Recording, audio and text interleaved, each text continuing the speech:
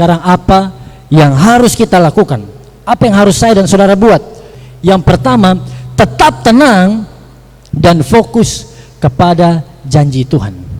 Tetap tenang dan fokus pada janji Tuhan. Jangan sampai kita menjadi tidak tenang, kita menjadi khawatir, menjadi panik, takut, karena itu adalah pintu masuk supaya kita dikalahkan oleh iblis.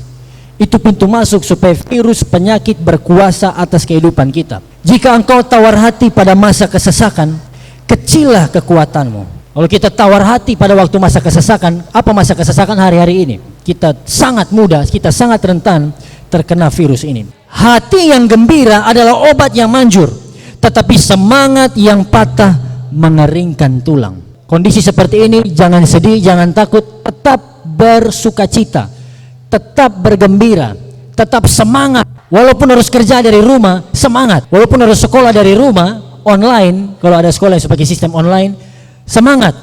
Ataupun nanti kalau ibadah harus online pun, tetap bersukacita, tetap semangat. Selebrasi ibadah ya? Tapi itu memang jalan terakhir, bukan jalan terakhir. Kalau memang kita tidak diizinkan beribadah lagi. Tetapi teman-teman perhatikan, ibadah online atau ibadah dari rumah pun, kita sendiri 2-3 orang dengan keluarga, atau nanti ibadah rayon tetap diadakan, karena kita dihimbau supaya jangan berkumpul dalam kelompok besar di ibadah raya.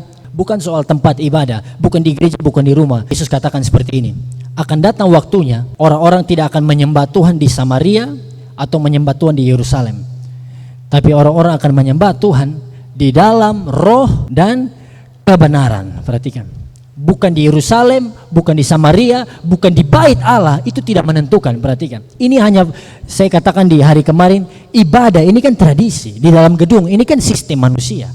Gereja mula-mula ibadah dari mana? Rumah ke rumah. Toh begitu jiwa-jiwa bertambah, Roh Kudus bekerja, mujizat terjadi. Karena apa? Bukan di tempatnya yang menentukan, tapi hatinya, tapi persekutuan orang percaya, itu yang menentukan kuasa Allah hadir. Amin. Tapi bukan berarti saya menentang ibadah di gedung. No, sama berkuasanya. Di rumah, online, bagaimanapun metode caranya. Kalau ada orang yang sepakat, Alkitab katakan 2-3 orang berkumpul di dalam nama Tuhan, di situ Tuhan ada di tengah-tengah kita. Amin. Ketika 2 orang sepakat dalam nama Tuhan meminta segala sesuatu, itu akan diberikan. Jadi bukan masalah tempat, tapi bicara soal hati kita. Inilah senjata iblis. Sama-sama bilang senjata iblis. Apa senjata iblis? Buat kita khawatir, buat kita takut, buat kita cemas dengan keadaan di sekeliling kita, supaya kita rentan terserang virus. Karena ini yang lebih berbahaya, bukan virusnya. Bukan virus yang lebih berbahaya, tapi yang lebih berbahaya itu apa? Ketakutan, keraguan, kekhawatiran kita. Ini yang lebih berbahaya dari virus, karena ini yang membunuh kita perlahan-lahan. Masih ingat peristiwa waktu Petrus teman-teman ada di perahu? Kemudian apa yang terjadi? Waktu mereka ada di perahu, tiba-tiba tengah malam waktu angin ribut, sekitar jam 3 pagi waktu mereka dalam perahu, mereka lihat apa? Seseorang muncul, Yesus datang, Yesus berjalan di atas air. Dan apa yang terjadi? Petrus bilang, kalau engkau itu Tuhan, suruh aku datang padamu. Yesus bilang, datanglah. Petrus jalan di atas air, teman-teman. Murid Yesus pertama itu dia jalan di atas air. Kalau kita di TV lihat Wiro Sableng jalan di atas air, Petrus ikuti. Petrus jalan di atas air. Lalu ketika Alkitab catat, ketika dia jalan di atas air, selama dia lihat Yesus, dia tidak tenggelam. Tapi ayat katakan, ayat berikutnya, waktu angin bertiup, lalu Petrus mulai lihat angin, Petrus lihat gelombang, dia tidak fokus pada Yesus, dia lihat pada gelombang yang tinggi, langsung apa? Tenggelam. Kalau kita alihkan fokus kita dari firman, dari Tuhan Yesus, kita lihat pada virus, kita lihat pada keadaan sekeliling kita, lebih daripada kita lihat Yesus, kita akan hancur. Jadi akhirnya, saudara-saudara, semua yang benar, semua yang mulia, semua yang adil, semua yang suci, semua yang manis, semua yang sedap didengar, semua yang disebut kebajikan dan patut dipuji, pikirkanlah semuanya itu. Fokus pada janji Tuhan, pikir hal-hal yang baik, jangan pikir yang negatif. Tetap tenang dan fokus kepada janji Tuhan. Dan yang kedua, apa yang harus kita lakukan di tengah-tengah keadaan ini? Yang kedua, kita harus mengikuti himbauan dari pemerintah. Catat ini. ikuti himbauan dari pemerintah. Presiden Jokowi sudah kasih arahan berapa hari yang lalu. Di tengah-tengah kondisi ini, sekolah dari rumah, bekerja dari rumah, walaupun ibu guru dong masih pergi sekolah juga. Siswa-siswi libur, tapi guru masih pergi di sekolah. Berarti kesimpulannya guru tahan corona. Guru-guru di dunia anti corona. Luar biasa. Amin. Dengan Grab juga. Grab anti corona, karena waktu semua di dalam rumah, ya kan, semua lagi takut-takut, semua mau beli makan, Grab. Tapi dalam nama Yesus, teman-teman yang masih beraktivitas di luar rumah, saya berdoa semua aman. Kita ikuti himbauan pemerintah. Karena apa? Tadi saya sudah singgung lagi. Orang-orang, bahkan hamba-hamba Tuhan, orang-orang Kristen, mereka katakan begini, apa sih ibadah kok ditutup? Kenapa sih kok kita harus batasi jangan beribadah di gereja? Kita harus dibatasi jangan berkumpul-kumpul. Mana iman orang Kristen? Kan Tuhan Maha Kuasa, iya kan? Kan Tuhan sanggup lakukan segala sesuatu. Justru di gereja kita alami kesembuhan, mereka bilang begitu. Justru di gereja kita alami perlindungan Tuhan, virus tidak akan masuk. Saya kasih ilustrasi, besok tulis di Facebook, teman-teman suruh lihat.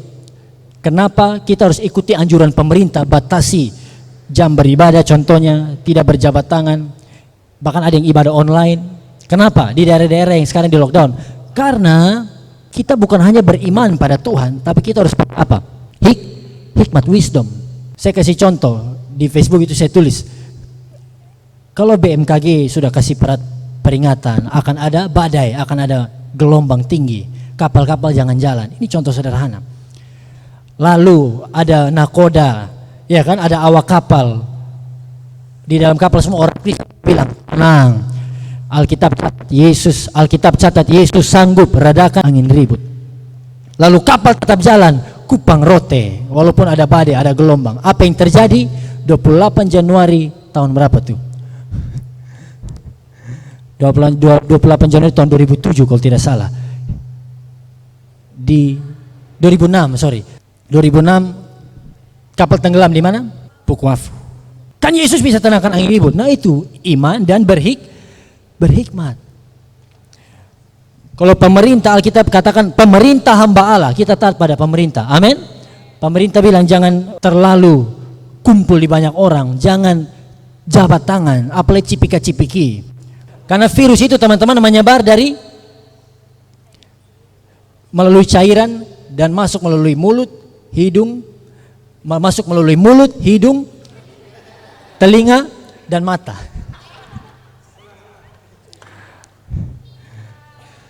Apa? Mulut, hidung, mata dan telinga. Semua pegang di mulut. Jangan pegang. Tadi baru habis pegang yang lain, jangan pegang sekarang. 6. Ini gara-gara ini virus, teman-teman. Iya kan, gara-gara ini virus. Satu orang di ujung sedikit corona tuh. Terlalu penau, terlalu stres apa macam. Ingat, orang Kristen tetap tenang, jangan takut. Bilang di kanan kiri jangan takut. Tepuk tangan buat Tuhan Yesus. Dan yang berikut,